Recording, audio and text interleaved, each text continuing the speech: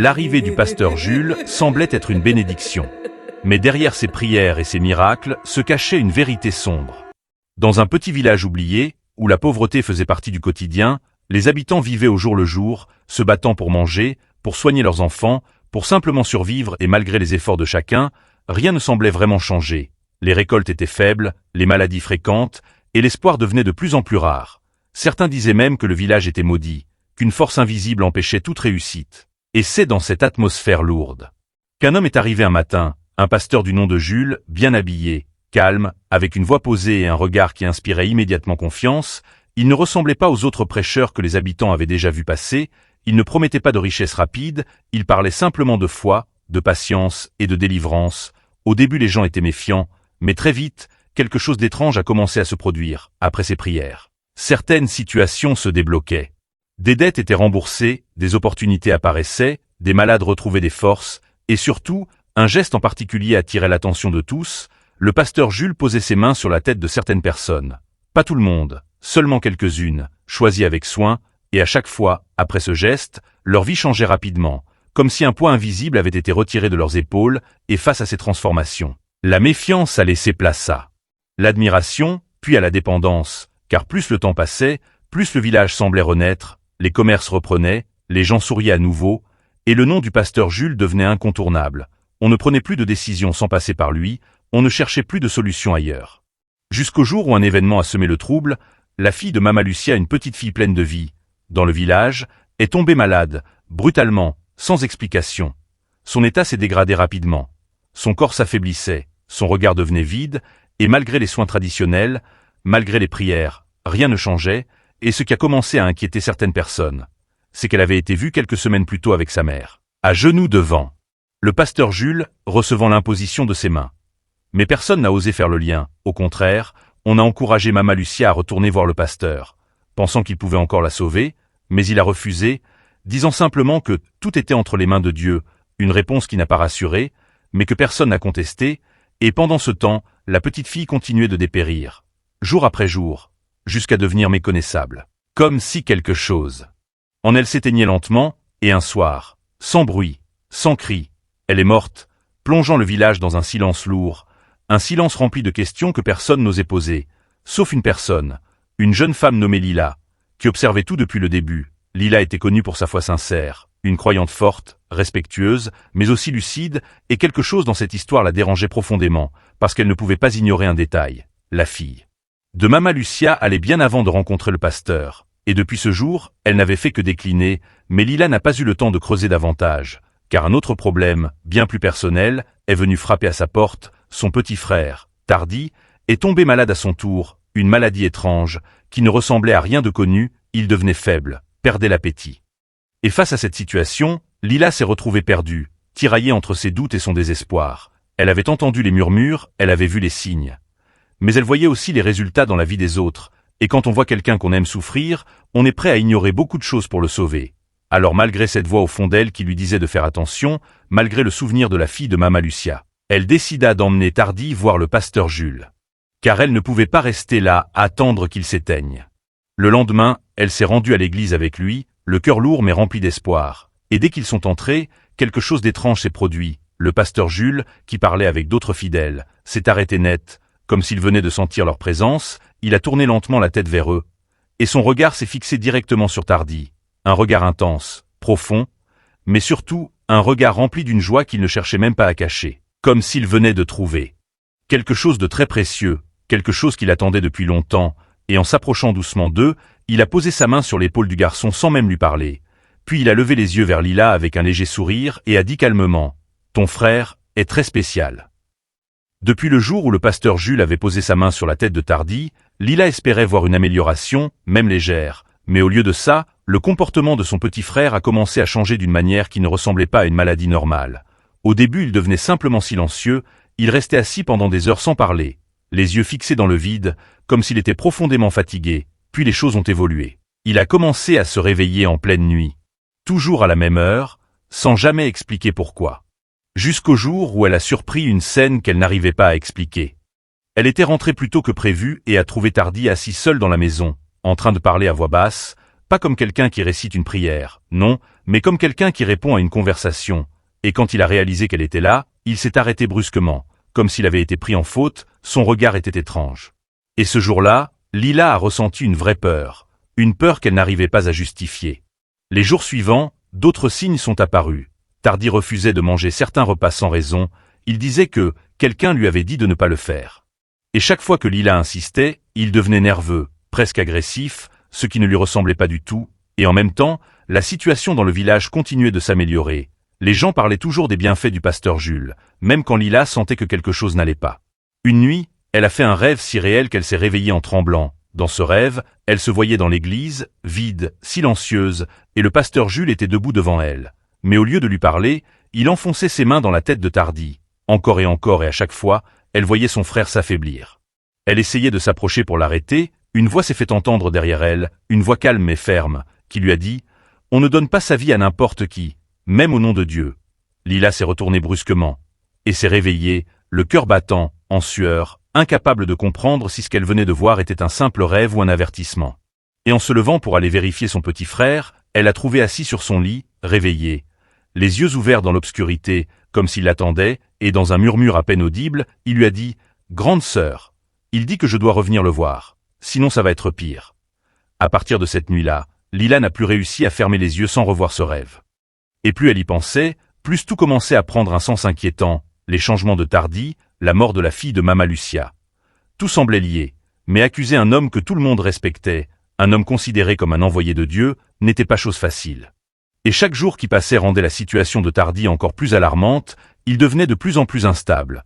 Parfois il riait sans raison, parfois il se mettait en colère brusquement, et d'autres fois, il restait immobile pendant de longues minutes, comme absent, et un détail a fini par convaincre Lila que ce n'était pas une simple maladie.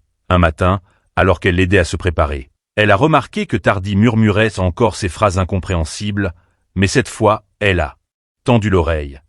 Et elle a reconnu certains mots, ce n'était pas une langue inconnue, c'étaient des mots simples, mais assemblés d'une manière étrange, comme une sorte de répétition, et parmi ces mots, ceux-ci revenaient souvent. Donner, sacrifice, accepter, ne pas refuser. Son cœur s'est serré immédiatement. Lila prit une décision qu'elle repoussait depuis le début, elle est allée voir discrètement Mama Lucia. Elle avait besoin de comprendre ce qui se passait avec son frère, et après un long silence, Mama Lucia a fini par parler, la voix tremblante, elle a raconté que sa fille aussi avait commencé à changer après être passée devant le pasteur Jules. Au début elle parlait seule, puis elle refusait certaines.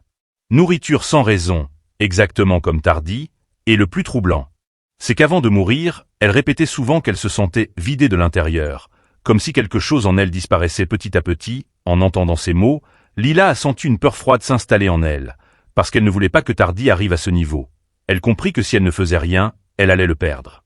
Elle a commencé à chercher discrètement des réponses ailleurs, à parler à des personnes âgées du village, et peu à peu, un mot est revenu plusieurs fois dans ces discussions.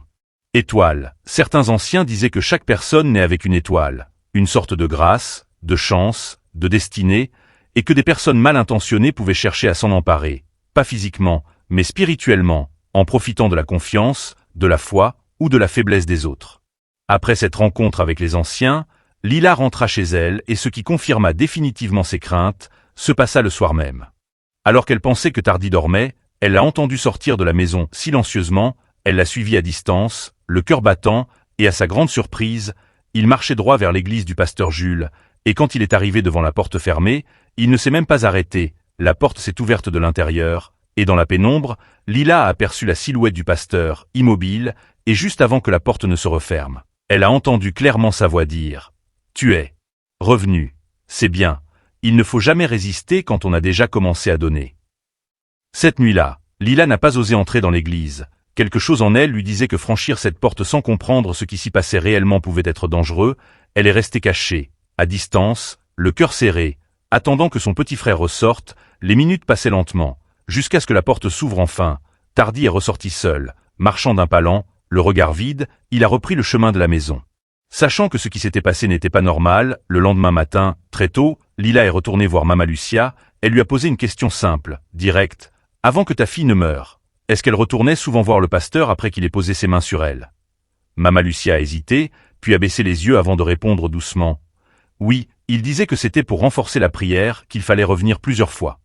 À cet instant précis, tout est devenu clair pour Lila. Ce n'était pas un seul contact, C'était un processus, quelque chose qui se faisait progressivement, étape par étape, et plus une personne revenait, plus elle s'affaiblissait, et sans perdre de temps, Lila a décidé de confronter directement le pasteur Jules. Elle ne pouvait plus rester là à observer pendant que son frère changeait sous ses yeux. Elle s'est rendue à l'église en pleine journée, déterminée, mais en entrant, elle a senti immédiatement cette atmosphère étrange. Le pasteur était là, seul, assis, il n'a même pas semblé surpris de la voir. Au contraire, il a esquissé un léger sourire. « Tu as fini par comprendre, un peu », a-t-il dit calmement, ce qui a immédiatement tendu Lila. Elle a essayé de rester forte, de ne pas montrer sa peur, et elle a posé la question qui la brûlait depuis des jours. « Qu'est-ce que tu fais à mon frère ?» Le pasteur a gardé le silence quelques secondes. Puis il s'est levé lentement, s'approchant d'elle sans la quitter des yeux. « Je ne lui fais rien. Je l'aide, a-t-il répondu, mais cette réponse n'a fait qu'accentuer la colère de Lila. Il n'est plus lui-même. Tu sais très bien de quoi je parle. Cette fois, le sourire du pasteur a disparu, remplacé par une expression plus froide, plus sérieuse. Tu crois que les choses arrivent sans échange? A-t-il demandé d'une voix basse. Tu crois que tout ce que ce village a reçu était gratuit? Ces mots ont frappé Lila comme un coup, mais elle a refusé de reculer. Quel échange? De quoi tu parles? Et c'est là que le pasteur Jules a dit une phrase qui a affirmé les paroles des anciens. L'étoile de ton frère est le prix à payer. Lila a senti son cœur se serrer violemment, le pasteur s'est rapproché encore, jusqu'à être face à elle, son regard devenu dur, presque sans émotion. Ton frère a une très grande étoile, et je suis déjà près du but. À cet instant, Lila a reculé d'un pas, le souffle court et est sortie de l'église. Elle marchait sans vraiment voir où elle allait, les paroles du pasteur résonnant encore dans sa tête. Elle comprit enfin que ce combat dépassait ses propres forces, elle avait besoin d'aide. Mais pas de n'importe qui, pas de quelqu'un influencé par la réputation du pasteur Jules, elle avait besoin de quelqu'un qui pouvait voir au-delà des apparences, et c'est en repensant aux paroles de certaines personnes âgées du village qu'un nom lui est revenu, celui de Dasso, un homme discret, peu présent dans les rassemblements, mais respecté par ceux qui connaissaient réellement les choses spirituelles. Certains disaient qu'il priait différemment, sans bruit, sans spectacle, mais avec une profondeur que peu comprenaient. Sans perdre de temps, Lila s'est rendue chez lui, une petite maison à l'écart du village. Et quand elle est arrivée, elle a essayé de parler, d'expliquer ce qui arrivait à Tardy, mais avant même qu'elle ne termine, Dasso a levé légèrement la main pour l'arrêter, puis il a dit calmement « Ton frère n'est presque plus de ce monde ». Ces mots ont fait monter les larmes aux yeux de Lila. Elle s'est effondrée en lui demandant de l'aider, de sauver son frère, mais... Dasso a continué, son ton devenant plus grave. Le problème, c'est que ton frère n'est plus totalement libre, et celui qui a commencé ce travail ne va pas abandonner facilement. À cet instant, Lila comprit la gravité de la situation, mais elle ne baissa pas les bras. Elle insista, prête à tout pour sauver son frère, et après un long silence, Dasso a finalement accepté de venir voir par lui-même, mais avant de partir, il s'est arrêté devant la porte et a dit une phrase qui a glacé le sang. De Lila, prépare-toi, parce que ce que tu as vu jusqu'ici n'est rien comparé à ce qui va commencer quand on va essayer de le reprendre. Quand Dasso est entré dans la maison de Lila, il s'est arrêté dès le seuil, observant silencieusement l'intérieur. Lila, elle, retenait son souffle, espérant qu'il allait confirmer qu'il pouvait encore sauver Tardy, mais le regard de Dasso est devenu plus lourd. En avançant dans la pièce, et quand il a enfin posé les yeux sur le petit garçon, assis dans un coin, immobile, il s'est approché lentement, s'asseyant en face de lui sans le toucher. « Regarde-moi », a-t-il dit calmement, et contre toute attente, Tardy a levé les yeux, mais ce regard n'était plus celui d'un enfant. Dasso a fermé les yeux un instant, murmurant une prière simple, sans élever la voix, et soudain, le corps de Tardy s'est tendu légèrement. Ses mains se sont crispées, mais avant que Dasso ne puisse ouvrir les yeux, un bruit soudain a interrompu le silence. Tardy venait de rire. Un rire sec, bref, un rire qui ne lui ressemblait pas du tout. Les deux adultes ont tourné leur regard vers lui, et lentement, Tardy a relevé la tête, fixant directement Dasso, avec un sourire étrange, presque provocateur. « Tu es en retard. Il est presque à nous », a-t-il dit d'une voix grave. Lila a reculé instinctivement, terrifiée, mais Dasso, lui, est resté immobile, le regard fixé sur l'enfant, sans peur, et après un court silence, il a répondu calmement « Non.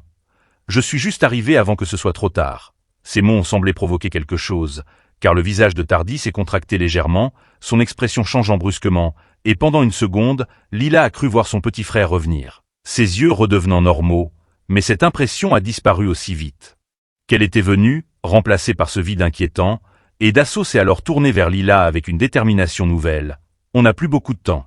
Il sait que je suis là. » Et comme pour confirmer ses paroles, quelqu'un a frappé lentement à la porte, 3 coups réguliers, calmes, et une voix familière s'est fait entendre de l'autre côté. « Je pense qu'il est temps qu'on parle. » La porte s'est ouverte lentement, révélant le pasteur Jules debout, son regard fixé directement sur Dassault. « Je t'avais dit de ne pas intervenir », dit-il d'une voix calme mais menaçante. Dassault ne répondit pas immédiatement, il resta debout, droit, sans bouger, comme ancré dans le sol. « Ce qui ne vient pas de Dieu ne peut pas rester caché éternellement », répondit-il finalement, d'un ton posé. Lila sentit son cœur s'accélérer violemment, pendant que Tardy, toujours assis, commençait à s'agiter, ses yeux roulant vers le haut comme une personne possédée. Le pasteur Jules avança lentement dans la pièce, refermant la porte derrière lui. « Tu ne comprends pas. Tardy est déjà à nous », murmura-t-il, et à cet instant précis, Tardy se mit à rire brusquement, un rire cassé, incontrôlable, qui glaça le sang de Lila. « Il n'y a plus rien à faire », ajouta le pasteur en fixant l'enfant, mais Dassault fit un pas en avant, se plaçant entre eux. « Non, tant qu'il respire. Il peut encore être libéré. » Et sans prévenir, il attrapa les mains de Tardy, fermant les yeux, commençant à prier, et immédiatement, le corps de Tardy se mit à se débattre violemment.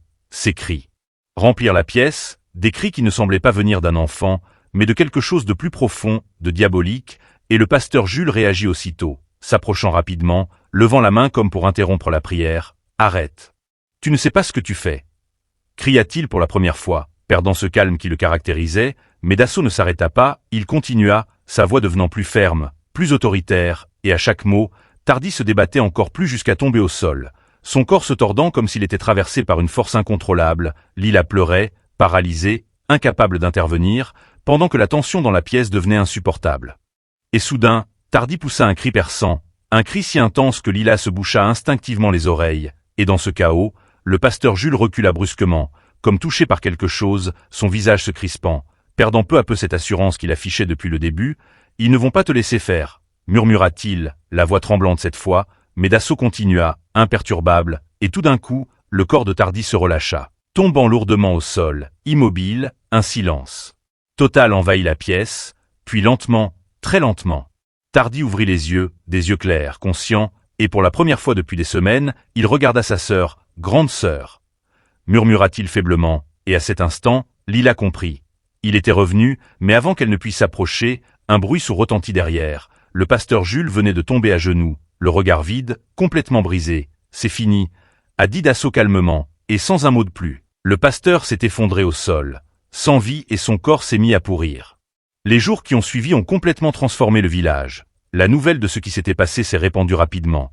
Et les langues se sont déliées, les familles ont commencé à parler, à raconter ce qu'elles avaient remarqué mais n'osaient jamais dire, les changements, les comportements étranges, les pertes inexplicables, et très vite, la vérité est devenue impossible à ignorer. Ce qui était autrefois vu comme une bénédiction s'est révélé être une manipulation dangereuse, une illusion qui avait coûté cher à beaucoup de personnes. L'église du pasteur Jules a été fermée, puis détruite par les habitants eux-mêmes. Et au milieu de tout cela, Tardy reprenait peu à peu des forces, il redevenait lui-même, lentement, retrouvant ses repères, son sourire, sa voix, et chaque petit progrès était vécu comme une victoire. Et Lila, elle, n'a jamais oublié ce qu'elle avait vu, ni ce qu'elle avait compris. Dans les moments de faiblesse, on cherche des solutions rapides, mais tout ce qui brille au nom de Dieu n'est pas forcément bon. Certains profitent de la foi des gens pour leur prendre ce qu'ils ont de plus précieux, et la vraie leçon que le village a retenue est simple. Ne jamais donner sa confiance aveuglément, même à quelqu'un qui parle au nom de Dieu.